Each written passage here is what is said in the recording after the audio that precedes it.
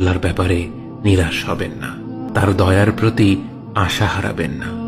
যখন কোনো বান্দার জন্য দুনিয়া সংকীর্ণ হয়ে আসে, বিশেষ করে যখন আপনাকে মানুষ পরিত্যাগ করে, এবং বিশেষ করে এমন কেউ যার উপর আপনি আস্থা রাখতেন কিন্তু সে আপনাকে নিরাশ করেছে, আপনি আল্লাহর পরে তার উপরে আশা রাখতেন অথচ সে আপনাকে লাঞ্ছিত করেছে, সেই সময় জেনে রাখবেন যে আল্লাহ চাচ্ছেন আপনি তার শরণাপন্ন হন।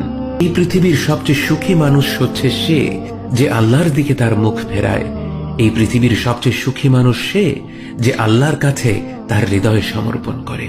মনে রাখবেন যে আপনার একজন মালিক রয়েছেন যিনি আপনার প্রতি আপনার নিজের নফসের থেকেও দয়াবান, যিনি আপনাকে ভালোবাসেন এবং ভালোবাসেন যে আপনি তার কাছেই আশ্রয়ের জন্য ছুটে যান আর তাকেই আপনার দোয়ায় ডাকেন। জেনে রাখবেন যে একমাত্র আল্লাহর প্রতি দৃঢ় বিশ্বাসী আপনার জীবনের সংকীর্ণতা দূর করে প্রাচুর্য এনে দিতে পারে, অন্ধকার দূর করে আবার আলোকিত করে দিতে পারে। আপনি জেনে রাখবেন যে আল্লাহ আপনার প্রতি আপনার নিজের থেকেও বেশি দয়াবান। একমাত্র এই বিশ্বাসটাই আপনার সকল দুশ্চিন্তা ও বিষণ্ণতা মুছে দেবে। কে আছে এমন যে আল্লাহর দরজায় দাঁড়িয়েছে কিন্তু আল্লাহ তাকে তাড়িয়ে দিয়েছে?